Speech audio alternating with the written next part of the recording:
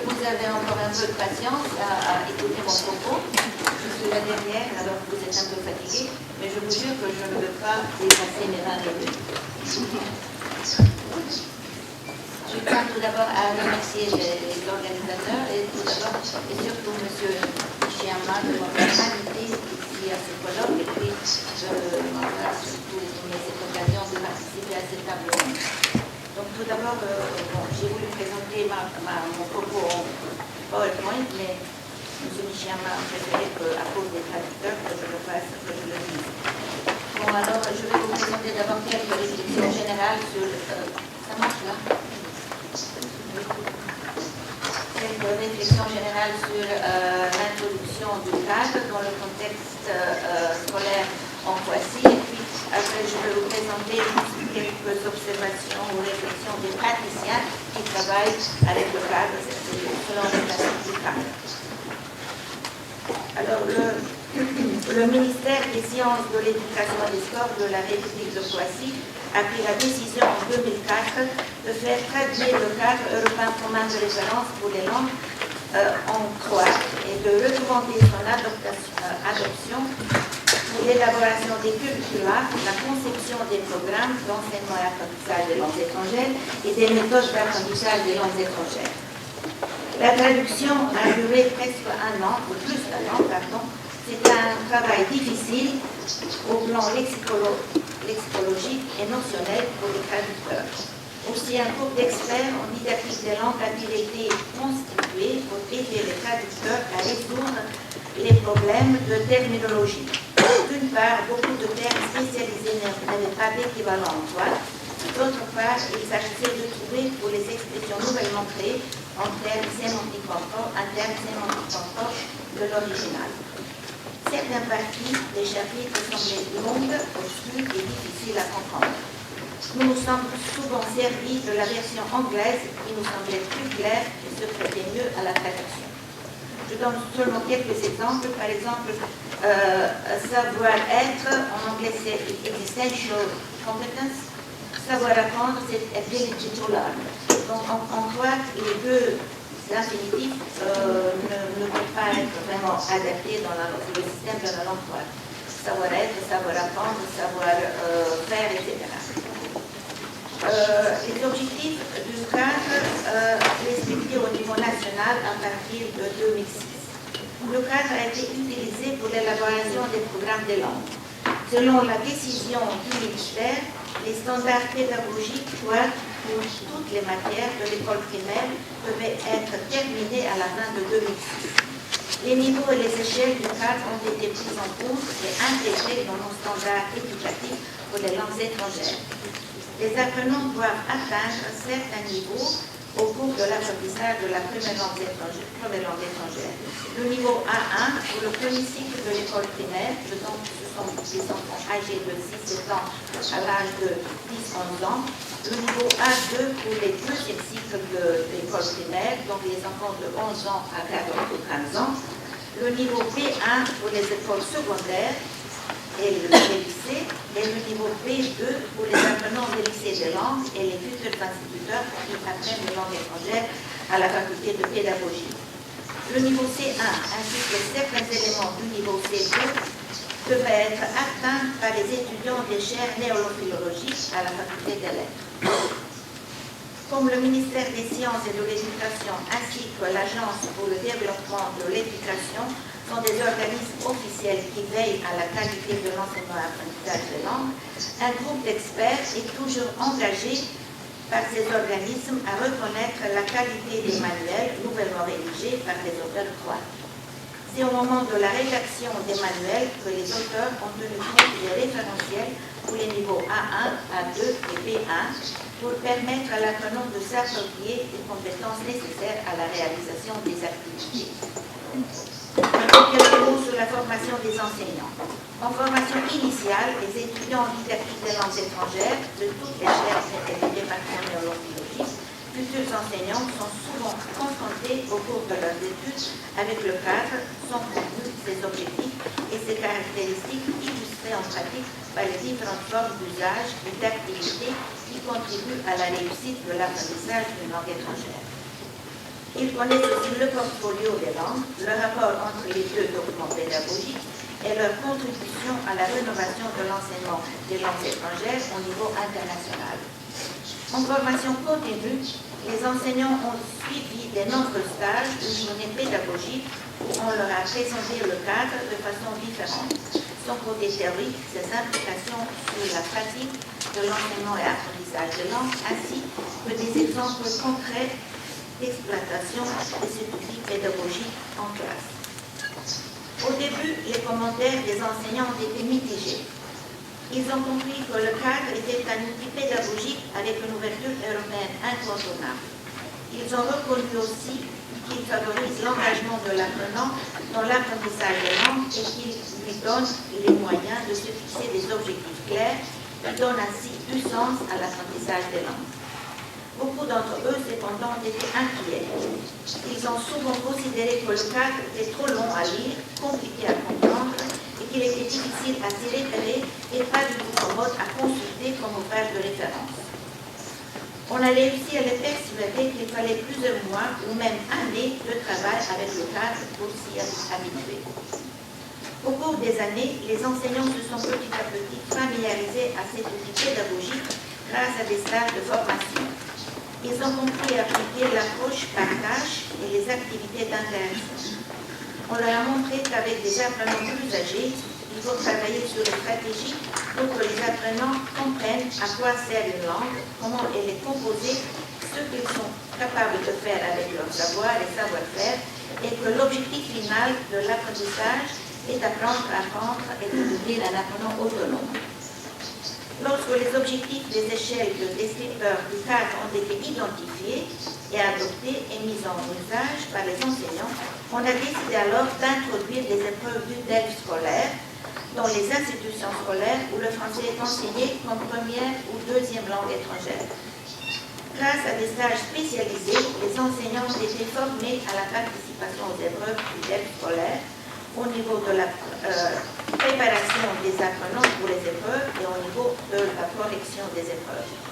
Pour tous les autres utilisateurs du français non inclus dans le système scolaire régulier et qui veulent se présenter aux épreuves du DELF ou du DALF, les préparatifs sont organisés 2 fois par an, ainsi que les épreuves de passation pour tous les niveaux, dont les alliances françaises de Zagreb et de Split. Maintenant, une brève analyse du fonctionnement du cadre dans le contexte scolaire. Voilà. Au niveau des écoles primaires, donc les apprenants, comme je viens de le dire, de 6-7 ans à 14 ans, au niveau élémentaire, donc le niveau A1 et A2, les tâches et les activités communicatives que les enseignants trouvent dans les manuels utilisés sont généralement accomplis en classe avec succès et efficacité. Dans la majorité des cas, les activités d'enseignement et apprentissage correspondent à des tâches qui demandent un engagement personnel des apprenants. Si on prend en considération des tâches de réception orale ou de production orale, les apprenants sont plus souvent motivés à effectuer ces activités car il y a un engagement personnel dont l'apprenant voit l'utilité. Ces tâches mettent les apprenants en situation qui leur semble authentique, situation qu'ils vont réellement vivre un jour. Puisque ces tâches sont ciblées sur un résultat attendu et visible, elles motivent les apprenants et leur donnent de l'importance et de la confiance au niveau de la réalisation. Les tâches de production écrite sont moins motivantes. Les apprenants n'y voient pas vraiment une utilité réelle. Les apprenants de ces tâches écrivent peu dans leur vie quotidienne des messages en langue maternelle. En plus, leur compétence linguistique est évaluée par la correction des erreurs de ces activités écrites qu'on laisse souvent passer au niveau de l'oral. La situation de production écrite reste simulée et artificielle et les apprenants ne se sentent pas vraiment impliqués. Maintenant, quelques mots sur les difficultés que nous avons rencontrées. Malgré le peu d'expérience que nous en avons, le feedback des enseignants montre que les plus grosses difficultés sont rencontrées au niveau des productions écrites, au niveau B1 déjà, mais surtout au niveau B2, C1 et C2. Au niveau des préparations, les apprenants pour les épreuves de DELF scolaire, pour le moment c'est le niveau B1, les enseignants constatent que pour les productions écrites, Les apprenants sont généralement capables de les effectuer sur les sujets qui leur sont familiers, comme raconter un événement ou décrire une personne ou parler d'une activité. Ils composent des textes simples qui sont bien articulés, utilisant des expressions appropriées et des éléments linguistiques riches. Par ce travail, ils prouvent qu'ils maîtrisent le système morphosyntaxique, le lexique, et qu'ils composent des phrases simples pour exprimer leur point de vue personnel. Les problèmes surgissent avec des descripteurs où l'on demande une composition, des comptes rendus, la réécriture d'un texte, un résumé ou une synthèse d'un texte. Nos apprenants de lycée, donc ce sont des adolescents âgés de 15 à 18 ans, ne savent pas comment faire des contractions de texte avec un nombre limité de mots. Ils ont des difficultés par rapport au maniement d'un texte écrit. Cela semble peut-être bizarre, mais il faut dire qu'au cours de leur scolarisation, ils ont trop peu été habitués à faire une analyse logique d'un texte et à y trouver une structure logique. Ce ne sont des procédés utilisés et appris en classe de langue maternelle, souvent sur des textes littéraires écrits en langue maternelle. Ces analyses faites à l'oral, en classe et en langue maternelle, concernent les matières comme le texte littéraire, la philosophie, les sciences sociales ou l'histoire de l'art. L'apprenant réagit à des questions de l'enseignant par une analyse orale, une discussion. En revanche, les productions écrites ou des rédactions ne figurent pas au programme de ces matières que je viens de citer. La majorité de ces difficultés proviennent de la culture éducative de nos programmes et du système scolaire dont les apprenants suivent le programme. Ils n'acquièrent pas au cours de leur scolarisation les stratégies nécessaires à la réécriture d'un texte après avoir fait son analyse logique à l'oral. L'apprenant n'a donc pas l'occasion à développer en production écrite la compétence demandée par les descripteurs pour le niveau B1 et B2. Cette importante problématique mise à part, il nous semble que les compétences écrites attendues pour le niveau C1 et C2 sont bien exigeantes. Par exemple, je cite maintenant quelques descripteurs, peuvent produire des rapports ou articles ou essais complexes et qui posent une problématique ou donner une appréciation critique sur le manuscrit d'une œuvre littéraire de manière limpide et fluide, pour le niveau C2, ou encore peut écrire des textes descriptifs ou des fictions claires, détaillées, bien construites dans un style sûr, personnel et naturel, approprié au lecteur visé. L'analyse de ces descripteurs nous fait poser la question suivante. Quelqu'un de nous, enseignant de langue étrangère, qui estimons maîtriser plus ou moins bien la langue que nous enseignons, est-il vraiment capable de produire en langue étrangère tout ce qu'on demande à un postulant au niveau C1 et C2 de faire? Peut-on atteindre en langue étrangère les compétences demandées par les niveaux mentionnés? Les locuteurs natifs possèdent-ils ces compétences en leur langue maternelle? Demande-t-on à un étranger de maîtriser une langue étrangère à des niveaux extrêmement exigeants et diversifiés? Quant à la question de compréhension orale pour les niveaux A1, C1 et C2, les collègues de l'Alliance française qui préparent les candidats pour les C-niveaux font des remarques pertinentes. Pour les épreuves de l'oral, les candidats sont souvent découragés et se plaignent à propos des émissions qu'on leur fait écouter. Ils constatent que les textes ont une longueur excessive, quelquefois même plus que 4 pages, sont généralement très complexes et prononcés à un débit trop rapide pour un étranger, souvent en langue non standard. Les descripteurs au niveau C2 sont trop exigeants pour quelqu'un qui apprend une langue et aimerait bien être capable de l'utiliser. On se pose souvent la question si par les activités demandées, on évalue vraiment les compétences se rapportant à l'apprentissage de langue étrangère ou on évalue quelque chose d'autre. Notre opinion est qu'en élaborant les descripteurs, les auteurs n'ont pas vraiment tenu compte du contexte socio-culturel de l'utilisateur de la langue qui peut avoir des influences importantes et n'ont pas pensé à des différents types cognitifs de l'utilisateur de la langue, de sa personnalité ou de sa capacité à se servir des stratégies cognitives ou métacognitives.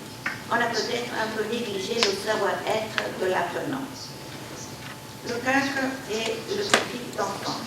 Nous avons vécu une expérience difficile en composant les descripteurs pour le portfolio pour les jeunes enfants, pour la compréhension orale et écrite, pour la production orale et écrite.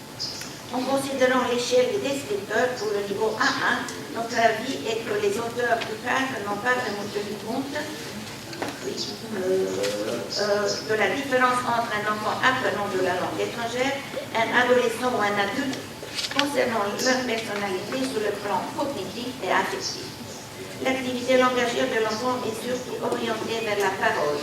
Elle porte sur le côté ludique.